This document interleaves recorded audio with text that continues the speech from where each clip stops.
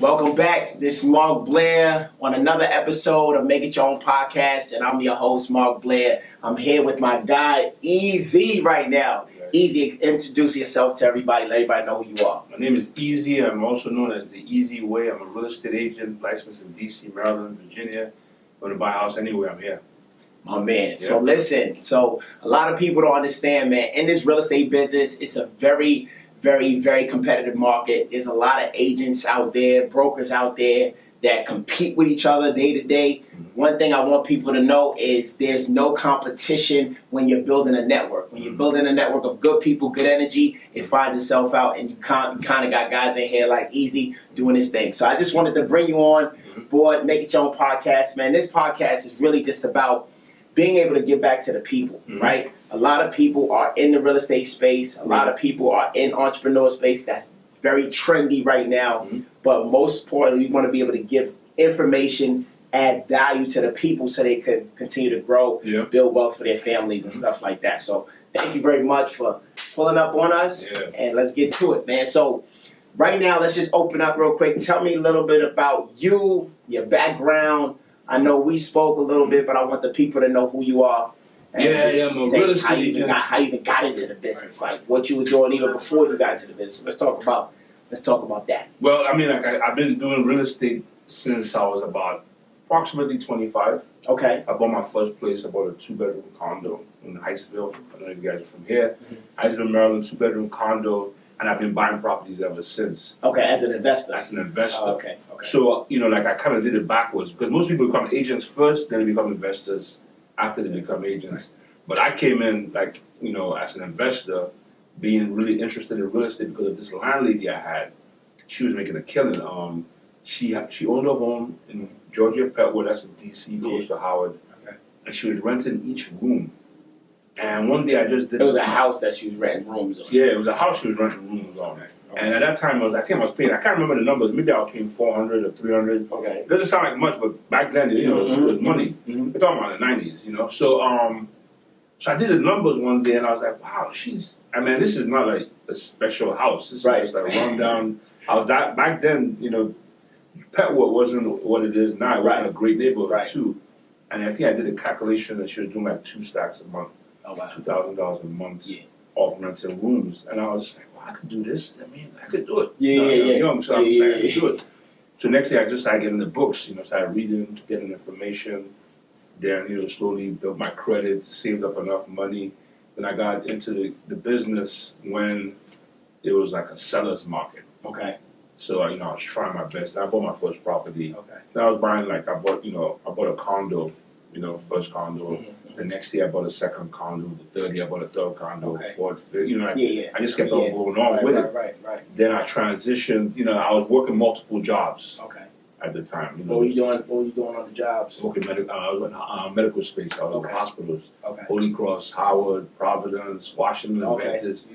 Three jobs at the same time. Wow. Just to stack up so you can buy the houses. Right. So that was the strategy. Mindset, right. Yeah, so then, I was renting, I own all these places, so everybody knows me that, this is a guy, if I'm looking for a place to rent, I can talk to Eze. Okay. He's kind of into real estate. Right. They kind of had that idea because, I have some of my colleagues that work with my tenants. Tenants, right. Then, people talk. Yeah.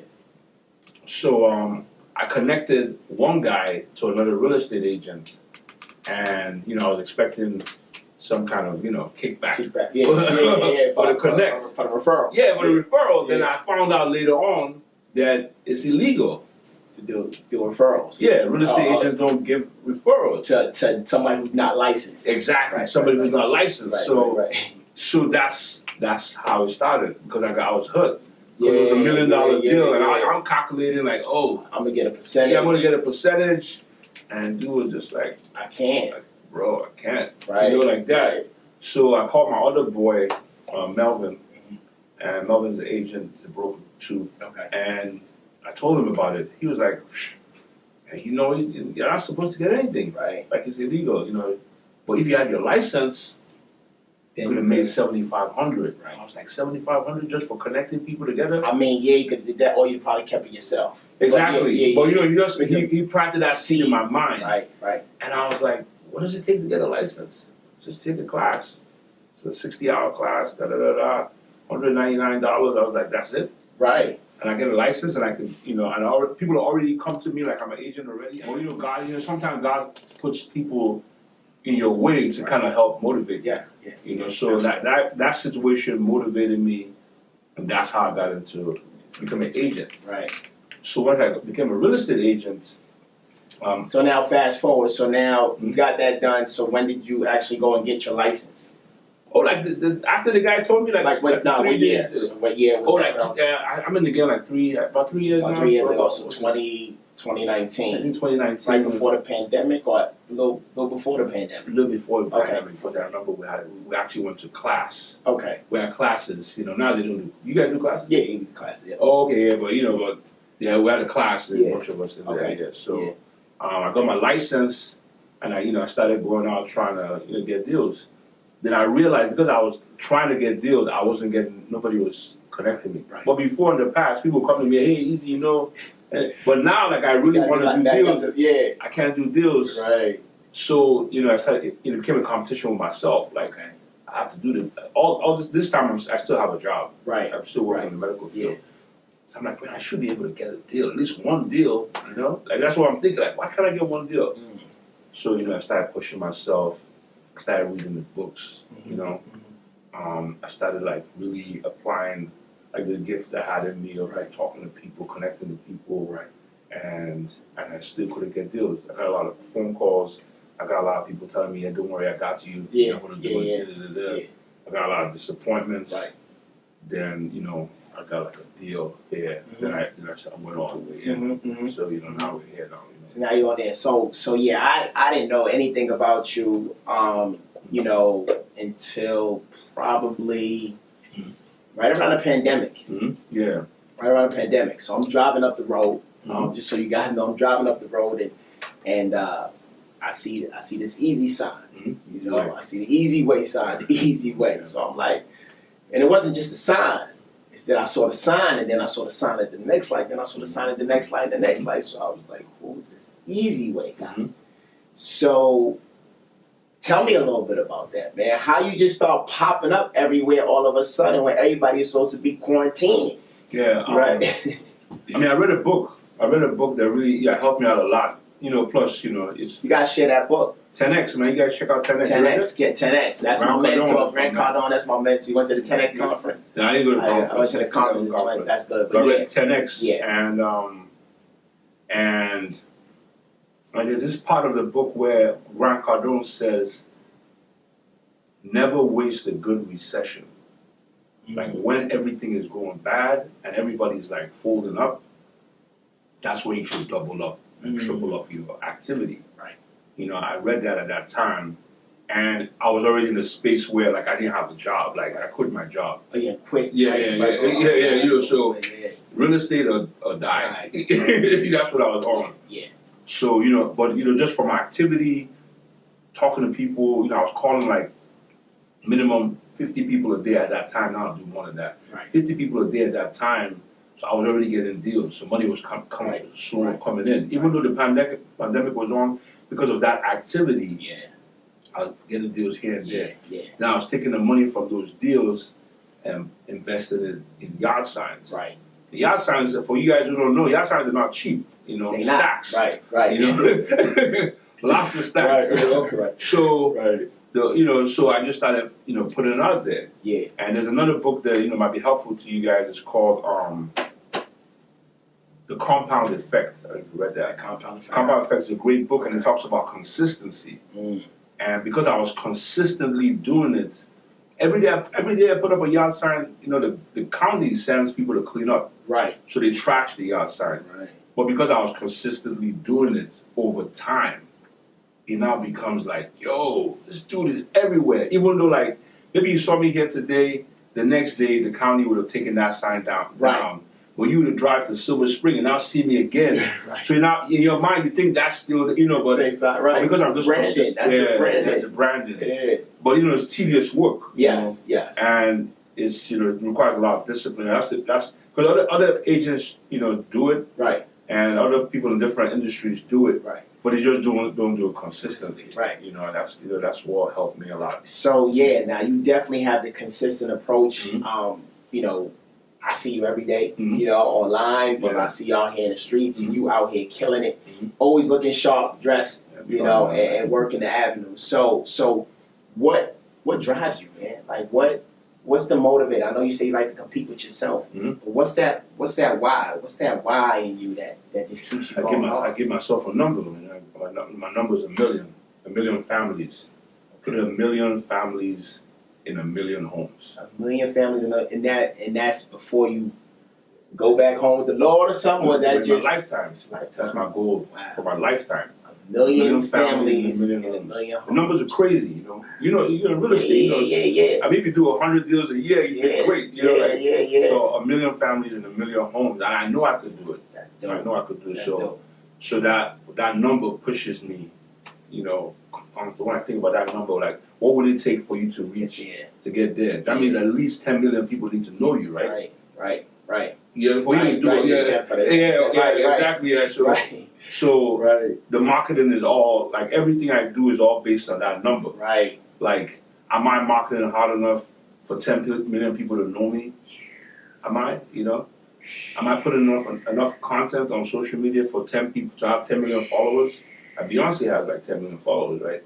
You know, so I need to work harder. Bruh, you over here dropping heat right now in this place, boy. It's getting hot in here, man.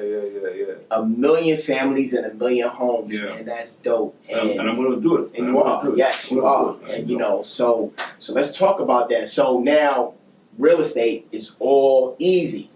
Right? Easy. And I love it. What's your slogan? What's the slogan now? What's the slogan? You can do it the hard way, you can do it the easy way.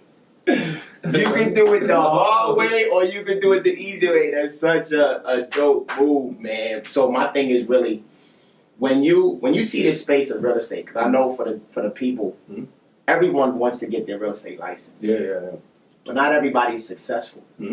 Why do you think that is though?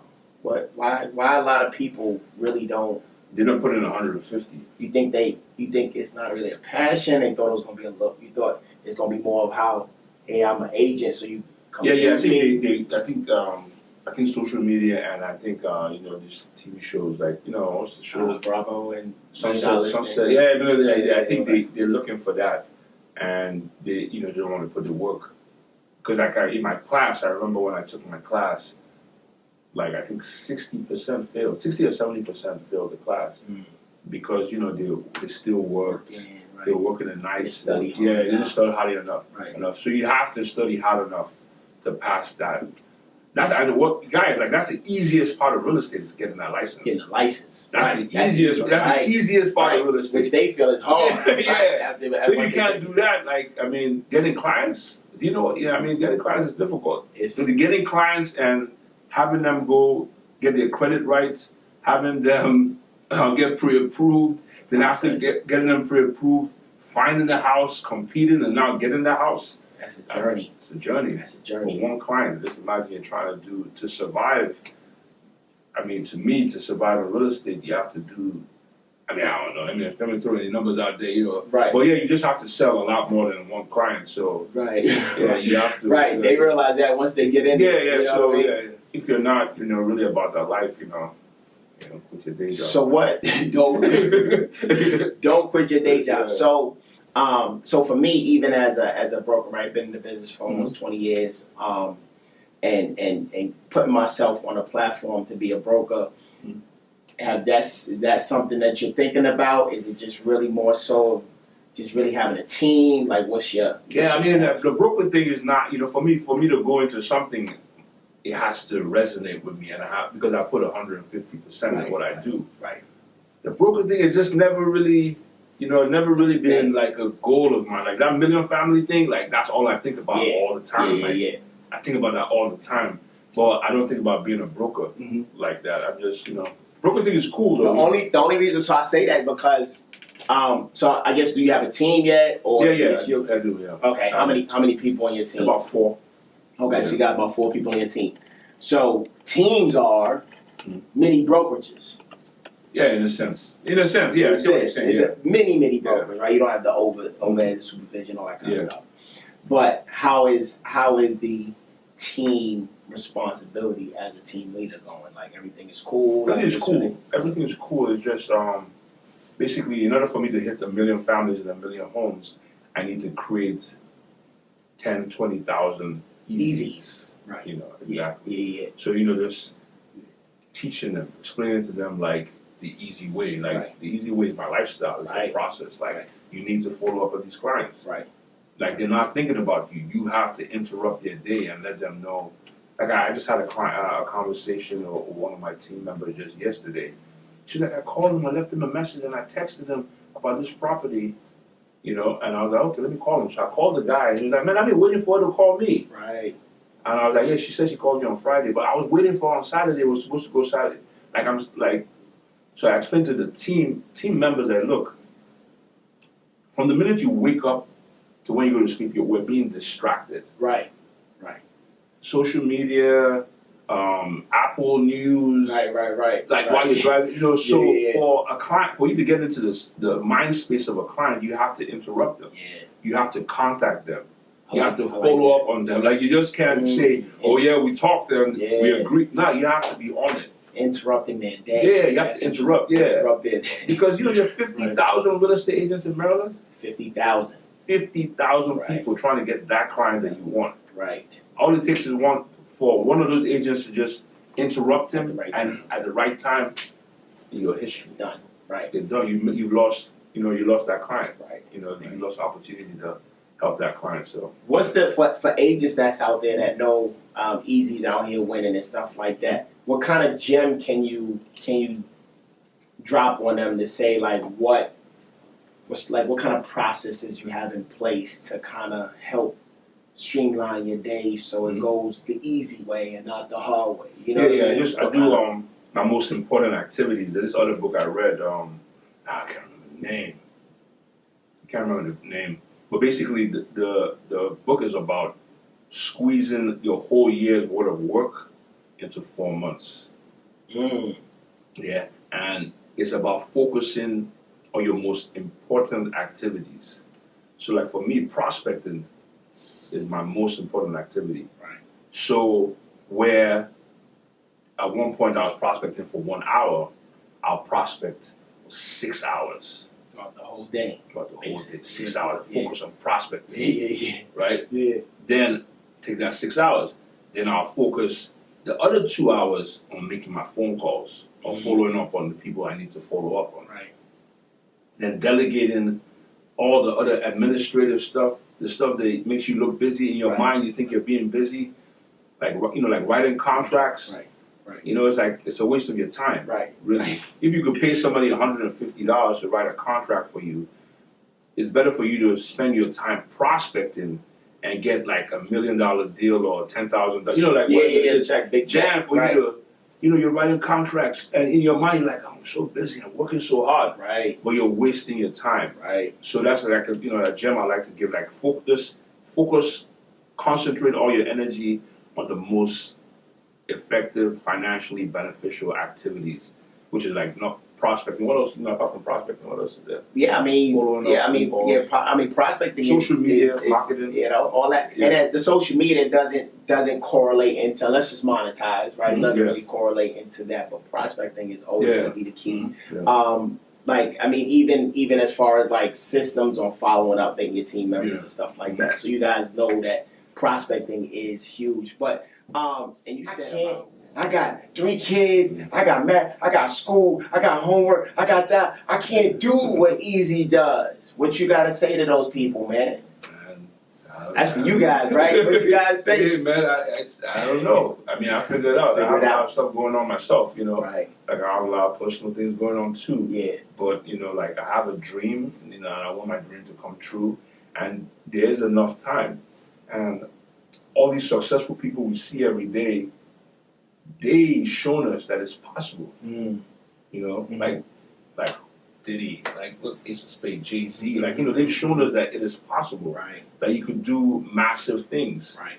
And because they have the same 24 hours we have, they just prioritize and they just, took them, cut off some things and focus on some other things. Right. Yeah. No, and you speaking to me too, man, because again, a lot of times I know I find myself giving excuses. Yeah. Right? You know what I mean? Running over, I got the kid, I got to pick him up. Oh, yeah, cool, I can't go. You know what I mean? Yeah. But, you know, I see you in morning time, I see you nighttime. I wake up in the morning, I'm scrolling easy, pop on my feet again. You know, easy down at the market again. You know what I mean? And that's just awesome because it's there. But it's so refreshing to know that in this business you can have somebody who is an agent and still genuine. Because again, this business comes off as very egotistical, in my opinion. Right? Like people getting it. You know what I mean? They don't want to talk to nobody. You know what I mean? Listen, go somewhere. I'm only going to hang around with the people who's getting it. You know what I mean? Where it's like, you know, when you meet an organic dude, you know, listen, we all, I'm a humble kid from you from another country, right? You know what I'm saying? From Nigeria, you know, I come from the Bronx, and parents Jamaican, so we come from the, you know, from the other side of things where it's like, you know, we know what the ground level is, right? And we have to educate our people too. Education on people. Yeah, right? you have to educate our people. Because what I realized, you know, I spend a lot of time outside on the street, like talking to people every day. What I realized is like, there's a high percentage of them. It's not the finances that's the problem. They're just not aware that you could buy a home. Wow. It's not that they have bad credit or they just don't have the money. There's nobody there speaking to them. Wow. You know, so by me being out there, you know, like I met this guy, I think it was 2 years ago. I like his story, but his story, he's just fresh from Cameroon, just came to America. Okay. He did a bunch of IT classes, right? And he's a smart guy.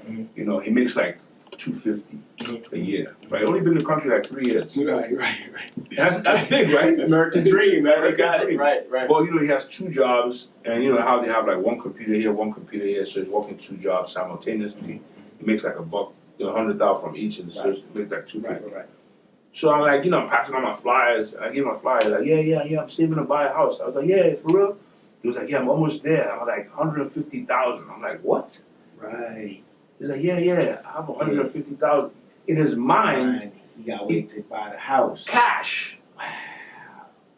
So when I told him, I mean, like, I just run into this guy, so I'm like looking at him, looking into his eyes, I'm waiting for the punchline, like he's kidding. Well, he's serious. Like he said that I stacked up 150, I have a little bit more to go, and I'm going to buy the house. So I was just like, no, you don't need. As a first-time home buyer, all you need is 3.5%, which is like a quarter of what you have already. You could buy a house right now. Right. And he's like, nah, you kidding? And I'm like, no. I educated him on the process. He buys a house. He buys this massive house. He buys a massive house. I bet he moves to a different state. He moves down south. Oh, he moved. Okay. Yeah, you know, and buys this massive house. But just education. Yeah, you took him there. Yeah, you took him there. You know, and he's an intelligent person. Not like, right. He just had no idea. Took him there. Wow. There are lots of people like that I meet every day. Boy, easy. I didn't know that, bro. Yeah, so I'm saying it's our duty. Yeah. To be out here educating our people. You know, letting people know, like, hey, you could buy a house. You know, I met a kid one time. I made a video about this. Bro, he'd never been in a house. He's never been inside of a home before. Everybody in his family lives in apartments. Oh, wow. So he can't even visualize himself in a house because everybody around him is in apartments. Yeah, I'm just going to buy, you know, like, yeah, you can buy a house. It's like, nah, that stuff is expensive. Yeah. And he's not African, he's American. Wow. You know, he lives in America. This is the stuff you be going through when you just meeting people. You know, everybody has a different story. Yeah. You know, so like, follow up with them, talk to them, explain to them, like, they even have, because this was in D.C. And I'm like, yo, they have programs where they give you up to $80,000, like, you know, the HPAP program. Right. That'll help you buy a house, and you know, he had the money. You know, he had the money already, so it wasn't even about the money. You know what I'm saying? He just in his mind. So financial literacy, man. Yeah, you know, so awareness. He lived in an apartment all his life. His cousin lives in an apartment. His dad lives in an apartment. His mom lives in an apartment. His boys live in an apartment. All he knows. So he's never been into a home, so he can't even picture himself getting a home. So just by you being there, just to let him know, like, you could buy a home, or email him listings so he can even see homes. Right.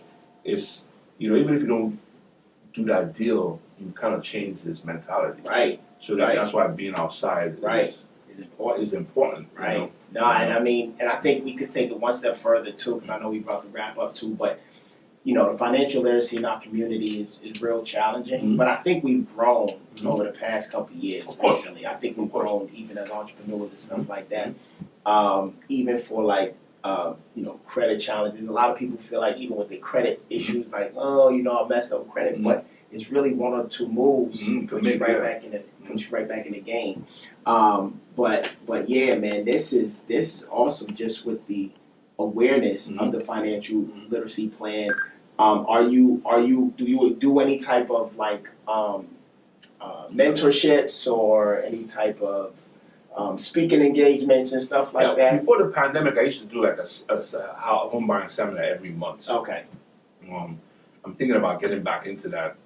Thinking about it. Okay. But I did it once a month. I really got into it, and when the pandemic happened, canceled the last one. Right. But I'm thinking about getting back into it.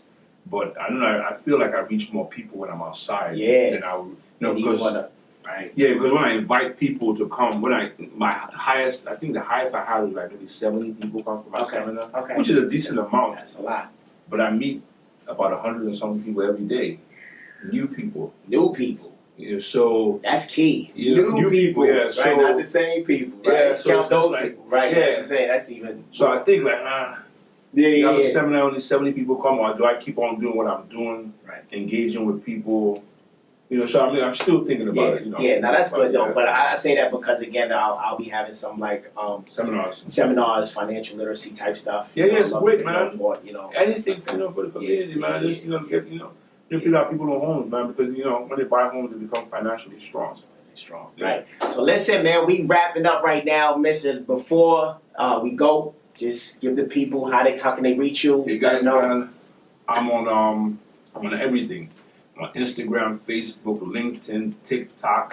It's under my name is Eze_Okwodu for Instagram, and it's the same for like Facebook, LinkedIn's my name, first name Eze, last name Okwodu. You call me anytime. I'm available 24/7, no days off. 301-559-2872. You heard it right here. This is my guy, Easy. He gotta do it, and you guys gotta do it the easy way. This is another episode of Make It Your Own Podcast. I'm Marc Blair, and we are out of here, man. Listen, make sure as entrepreneurs, real estate agents, you guys, it's all about networking and being able to help the community, help the people. That's what the Make It Your Own Podcast is about. And I appreciate you, Easy, for hanging out with us today. Appreciate you, bro. Thanks a lot. We out. Peace.